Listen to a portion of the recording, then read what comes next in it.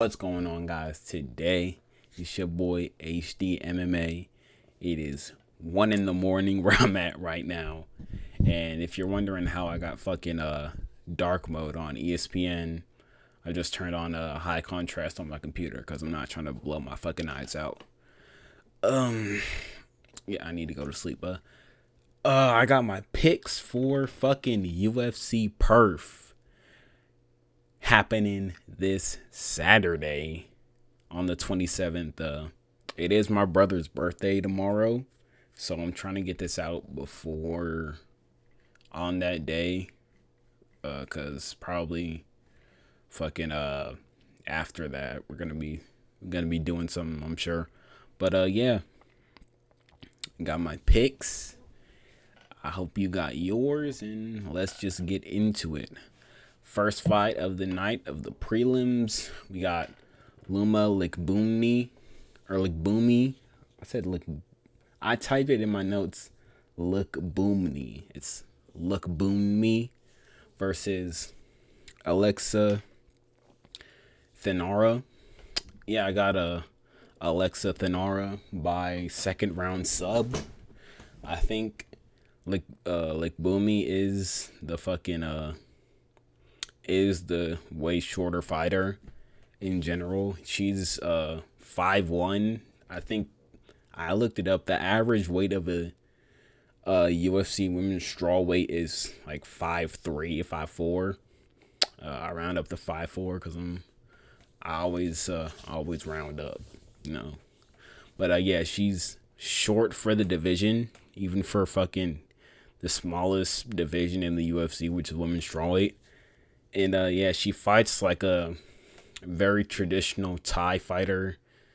Very traditional Thai stance. Throws a lot of rear teep kicks. A lot of fucking rear leg kicks. Her striking defense is pretty fucking abysmal. She just backs up in a straight line, posts her hand like not even at head level, just posts it above head level and keeps her fucking right hand like away from her face. It's up, but it's like still away from her face, which is pretty abysmal. But I don't see Thenara striking with her that much. I see her taking her down, trying to take her back and sub her.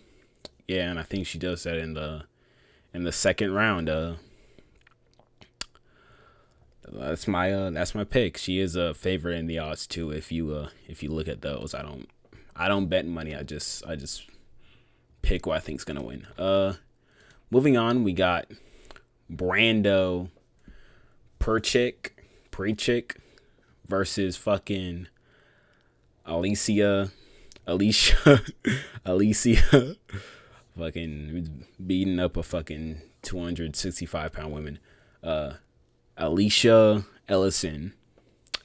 I got Brando by UD. I think he's gonna try and push the pace on him. He does push the pace in the fights that I have seen of him. He does try and push the pace. The last fight he was in some fucking rinky-dink ass ring, in some butt fuck promotion in Australia. He is making his. Both of these guys are making their UFC debut. The fucking UFC is just trying to fill a spot for for this card. They were like, we need some Australia fighter for this fucking random ass prelim spot. Call up the fucking first guy who picks up the phone. Yeah, that was fucking Brando. Okay. Yeah, I think he does try and push the pace on him. He has good trips in the clinch from what I have seen in his last fight. And he does get top control pretty easily. I mean, it's heavyweight. I think with heavyweight fights, like the grappling exchanges, there's not like a massive fucking disparity in skill level. It is just like whatever guy gets the takedown and just kind of gets on top first usually just stays there. You don't see a lot of like sweeps and going for like fucking heel hooks and massive scrambles at heavyweight. It is kind of just like whoever takes the other guy down successfully and whoever gets on top first usually just stays there. And I think Alicia, I think Brando can take fucking Ellison down and stay there if he wants to. So, yeah, I got Brando by UD or by first round sub. He does have some good submissions, some rear naked chokes and stuff he can attack with. And yeah, that's who I'm going with. Moving on, we got Melissa Montague versus Luna Carolina. I got Luna Carolina by UD. Melissa did I say Melissa? Michelle Montague. Michelle, she's trying to hide it. She's a Ronda Rousey clone. She is definitely a Ronda Rousey clone. She's undefeated. She's got 6 wins and all by submissions. Does that sound familiar? Does that sound familiar? They are by rear naked choke, but you're trying to just switch up the submission. Yeah, we all know what your game plan is, okay? She is chinny though. She is chinny, and Luna does have somewhat of power of the fucking tiny smidgen of power that women maybe have. She has that. So that's something she can use. She does have power. She is able to hurt. God damn. My fucking head hurt from that. She is able to hurt some of these girls on the feet. She does have a few KO wins in her earlier fights before the UFC. She does have some semblance of sting in her shots.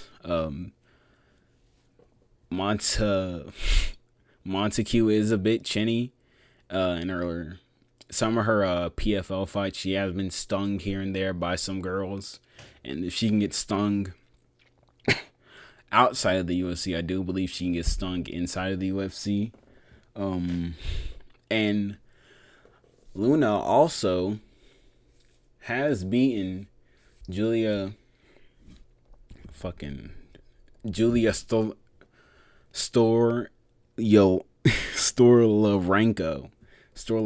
Fuck, I have it written down and I'm still struggling to pronounce her name. She has beaten Julia Stolarenko, who is also a Ronda Rousey clone. So if she can get it done against one, I do see her getting it done against another. So yeah, that's my pick.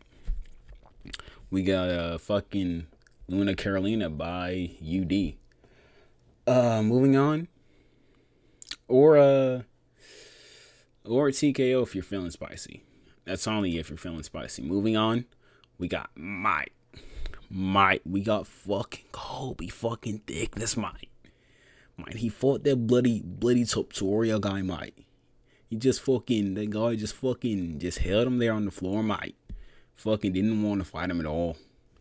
Yeah, we got fucking Kobe Slickness Thickness versus Josiah's Why am I struggling to say these names? Josiah's Musasa. There. Yeah, I got your boy Kobe Thickness Mike. I got him my second round sub. I see this fight going like that Balajiaki versus Mason Jones fight on fucking that Amavov Baralio card, where I see first round danger from Musasa. A lot of first round danger. He hits very hard. His nickname is the KO Wizard. He does have like all KOs in his regional fights. He's very, very athletic. If you saw him on the Contender Series, and some of those, he fought. I forget who he fought. He fought a Georgian guy. He fought a Caucasus guy, and defended a lot of those takedowns from that guy. And in some of the takedown attempts, where the Georgian guy got him down, he was able to just kind of just will his hips off of the ground and able to just buck off the guy like crazy. And was able to get back to his feet just off sheer athleticism. So I do see a lot of first round danger from Musasa. And if Colby can survive that, which it's 50-50, he has gotten rocked in the regional scene. He has gotten rocked. He shows good ability to recover quickly. He has a lot of heart. He can get back up to his feet quickly by getting rocked and remain composed. If he can survive Musasa in the first round, I think Colby can take him down, and I think he can submit Musasa. In Musasa's loss in the UFC did come from sub. To be fair, he did get rocked before he got submitted. So, I don't really see Colby rocking him too bad to the point where he can drop him and he can get on him while he's on the ground and submit him. But I do see him kind of surviving that danger and being able to take him down and sub him. So yeah, I got Colby Thickness by second round sub. Moving on, we got fucking Jamie Malarkey, mate. We got Jamie Malarkey versus Rolando Bedoya. I don't know why I'm fucking guessing like I don't got it written down. I got Rolando by second round, third round TKO. I think this fight is gonna be a war. Well, first off, fucking these got Jamie Malarkey. I think he's on a 3-loss streak. 3 or 2 loss streak. I may be wrong. I think it's 3. He's on a 3-loss streak. And let me just check. I don't know why I'm guessing not. He's on a 2-loss streak. So my bad. He's on a 2-loss streak. Rolando, he's on a 3-loss streak. All of them by decision. Whereas Jamie Malarkey, he's on a 2 KO loss streak. He got KO'd in his last fight by Mauricio Hoofy. And he got KO'd by who else? KO'd by Nasrat Haqparast. So yeah, not looking too good for Mr. Malarkey. I do see this fight being a war. Jamie, he is a guy that gets scrappy. He tries to, force his will on his opponent. He tries to get in there, make something happen for himself. Rolando, he's also a real scrappy guy. With this being said, though, Rolando, he fought Chaos Williams. I said Chaos Williams at welterweight in one of his decision losses, and he did not get knocked down in that fight. He didn't get dropped badly or hurt badly in that fight. He went to a decision with Chaos Williams at welterweight, who has KO power in his hands, and he took all of his shots. He has gotten knocked down in his last 2 fights, but I don't really see Jamie Malarkey hurting him that bad if he's fought at welterweight. This guy, he just looks like a fucking blob. Look at that fucking torso. Golly, let me zoom in for y'all. Get that fucking torso on him. Just fucking Kelvin Gastelum built, okay? Got the Kelvin Gastelum build.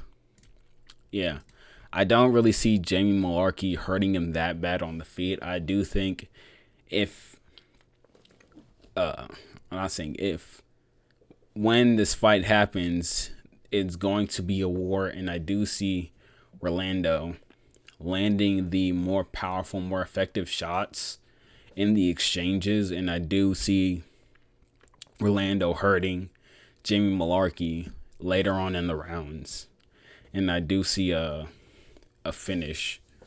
I don't think this fight's gonna go all 3 rounds. I do think there's gonna be a finish, and I do think it's gonna be Rolando. So yeah, that's my pick. Rolando by second round, third round TKO. Moving on, we got Justin Michael. Justin Michaelov or Michaelev. Justin Michaelev versus Oban Elliott. Golly, I'm having a hard ass time with these fucking names. It is 1 a.m. I am very tired. I need to go to sleep. I got did I say Justin? Fuck me, man. Fuck me. Jonathan.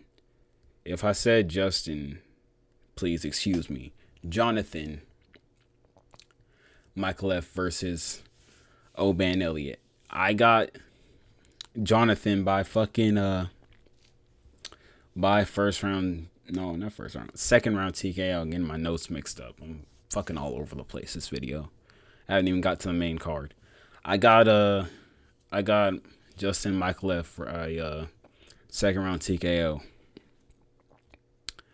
In my notes, I do see Michaelev keeping Oban at range with kicks. I do see him finding a head kick off of the body kick off of the body kicks he throws. He throws a lot of Jonathan. He throws a lot of body kicks, and that is to set up his head kicks. He goes low, he goes to the body, and then goes up high with his head kicks, and he throws a lot of them. And I do see Oban getting caught up trying to defend the body kicks, and I do see him trying to think it's a body kick, and then Jonathan goes up high with a head kick, drops him and finishes him. This fight is even on the odds, and it's even in my fucking brain. I really don't care who the fuck wins this.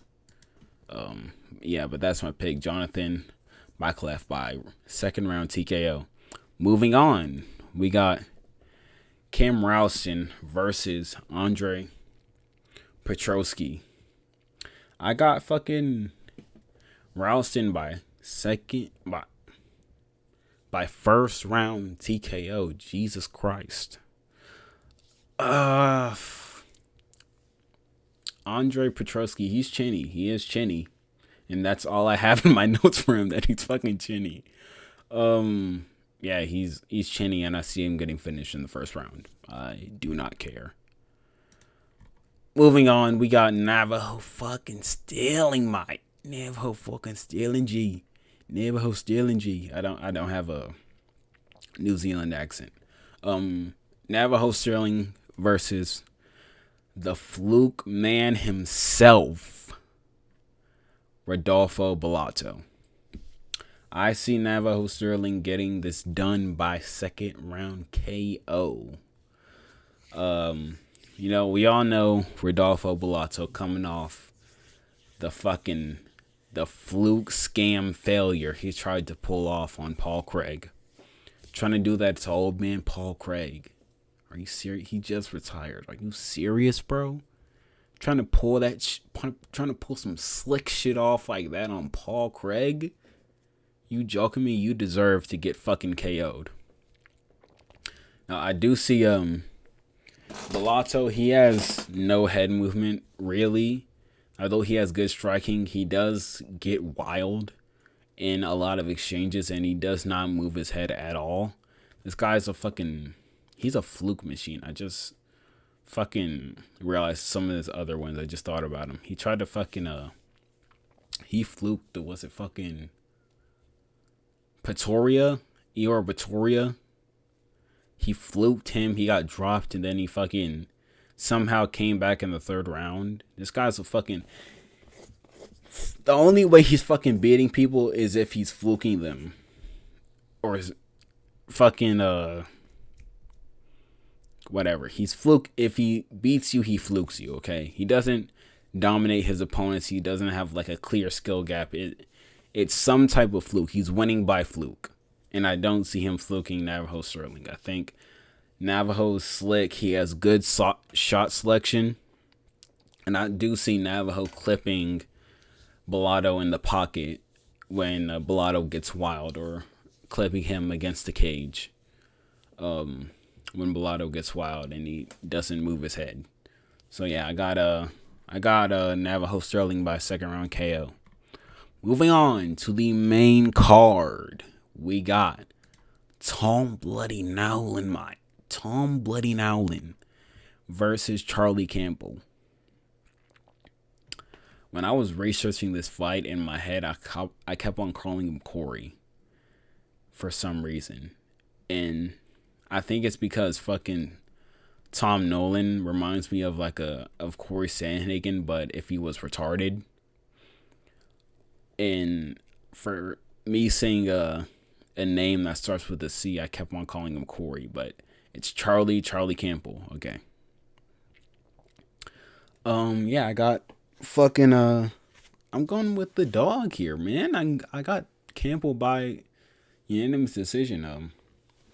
Campbell has more power than Tom. They're both very lanky for the division.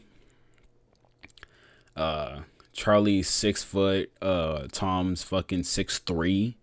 So with that being a fact, when you're that tall and that wiry in that light of a division, there's always a chance with you being chinny. And I think I think Charlie does have enough power to hurt Tom on the feet. He also has better boxing than Tom, and he also has better takedowns. He has good head and arm throws, Charlie, that is. So yeah, I do see Campbell getting a UD, going with a strong dog pick on this one at the start of the main card. Moving on, we got Justin Tafa versus Louis Sutherland. I got it pains me to say this, but I got fucking Tai Tuivasa's reincarnation, Justin Tafa, by round 1 TKO. This fight is open stance. Tafa being a southpaw and Sutherland being an orthodox. And Tafa, for everything that he is, blobby, jiggly, cloned, fucking mustached, he does have good hooks over the top of lead hand shots of fucking orthodox fighters. In his last win against Austin Lane, he clipped Lane with a right hook over the top of Lane's jab, countered him pretty beautifully and rocked him, and then later finished him with a left hand. So I do see a sequence like that going in this fight. When Sutherland fights southpaws, he does like to sort of like probe with his lead hand. If y'all can see my hand, he does like to probe with his lead hand. He does like to leave it out there, sort of measure it. Not too much hand fighting, not too much, tapping the hand and bringing it back to his face. He does just kind of like stick his hand out there, and I do see Tafa going over the top with the right hook, with the lead hook,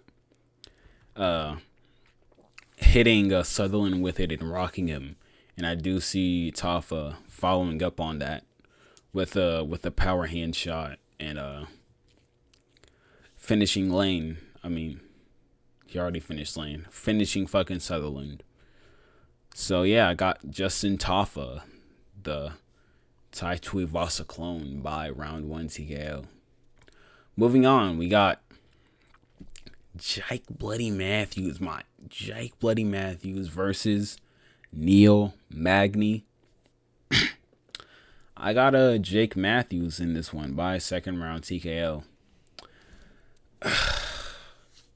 If Jake Matthews does not win this fight, he will never be anything in the UFC. This is the fight.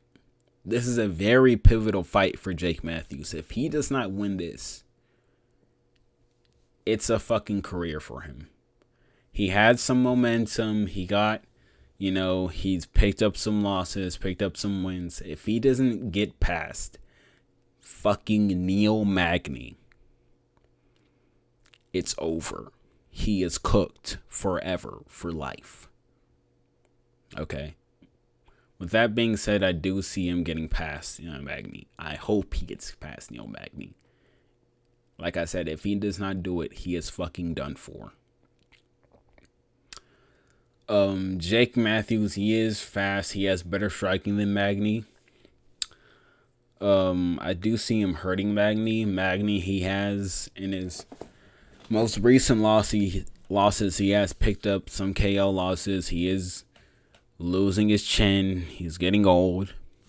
This gatekeeping business is hard, and you can't do it forever. He is on the Anthony Smith kind of route out, but he did pick up a win over fucking Zaleski dos Santos. Zolizu dos Santos. I think that's his name. He did pick up a TKO win over dos Santos. The only way Magny's really finishing you with strikes is if he takes you down and he gets on top and mount and just kind of rains ground and pound from there.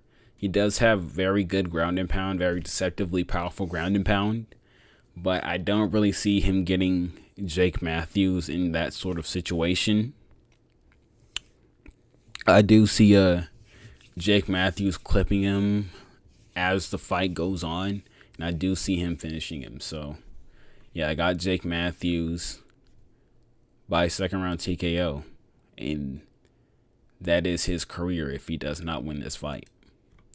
Moving on, we got Jack Bloody Jenkins versus Roman Tavares.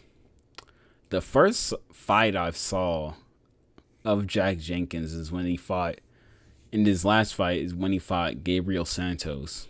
And I saw him get fucking clipped by that front kick to the face, rocked him bad, and then he got submitted. Did I say who won? I got Tavares by second round TKO, by the way. I got Tavares by second round TKO. I do think this is like a fucking Taffa versus Sutherland.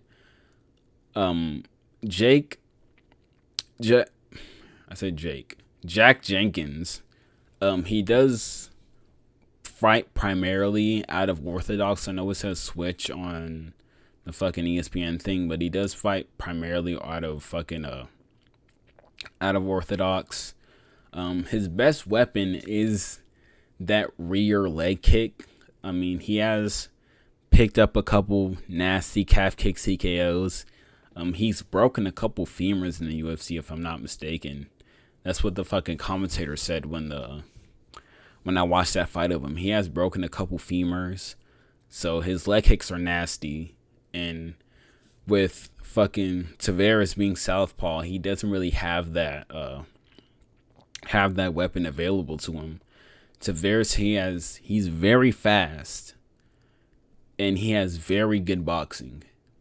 And with Jack Jenkins being rocked in his last fight by a front kick, that does not sit well with me. It doesn't at all. It doesn't fucking sit well with me at all. It's doing my fucking head in. That shit's fucking in the back of my brain. Getting rocked in your last fight that bad does not sit well with me. He's very fast, has very good boxing. I do see fucking Tavares clipping him in some exchanges in the pocket. Specifically, he has very good boxing in the pocket, and I do see him clipping Jenkins while they're trading in the pocket, and I do see Tavares finishing him there. So yeah, I got another dog pick. I got Tavares by second round TKO. Moving on to the co-main event, we got Jimmy the Brute Krugmite. Jimmy the Brute Krugmite versus fucking Even Urslane.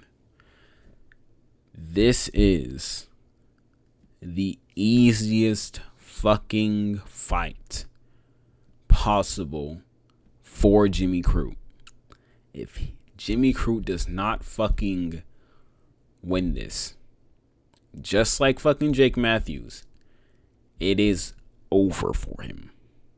It is done. I do see Jimmy Crute being able to. Oh yeah, I got Jimmy Crute by UD. I do see Jimmy Crute being able to push the pace on him. He doesn't have that much power in his shots. He has 2 draws in his record. So that does show he has a tendency to sort of not do enough in his fights in order to get the judge's nod going throughout the fight, and he doesn't really have that snap in his punches, that power in his punches to really land devastating shots. It doesn't really have that good of striking either. I do see him sort of using his ground game, grappling up against the cage, taking him down, controlling him. Even I see a Jimmy Crute controlling Urslane, that is. I do see Jimmy Crute controlling Urslane on the ground, being able to push the pace on him with the wrestling. And Jimmy Crute is a dog. He will bite down on that mouthpiece and fucking and go for it and swing and bang in the pocket. So yeah, I do see Jimmy Crute getting this one done by decision. Moving on to the it's already fucking there. Let me cancel this shit out. Moving on to, did I say co-main? The main event of the evening. We got Carlos Ulberg. Carlos Israel Adesanya title strategy Ulberg versus Dominic Reyes. As much as I want to see Dominic Reyes fucking knock this fucker out and go on to fight for a title, I do not see it happening. I absolutely do not see it happening. I got Carlos Ulberg by second round TKO. Almost said third round. Second round TKO. Here's the fucking situation. Here's the dealio with this. Carlos Ulberg, his best weapon is fucking indigestion. His best weapon is the check left hook. Dominic Reyes' best weapon is the back step left straight, Conor McGregor style. Fucking Dominic Reyes, he's way more willing to charge forward and throw strikes at his opponents. Way more willing to do that than Carlos Ulberg is. I see this fight as Dominic Reyes from time to time charging forward at Carlos Ulberg, and Carlos Ulberg being able to clip Reyes on the chin with a check left hook as Reyes is coming forward, as he does from time to time. I do not really see fucking Carlos Ulberg. He's fucking learned his lesson from trying to come forward and throw shots and make the fight happen. He learned his fucking lesson very long ago with that Kennedy Nchuku lost. He learned his lesson from about fucking coming forward and throwing shots. I don't see Carlos Ulberg moving forward at all in this fight, if even. I see him staying on the back foot,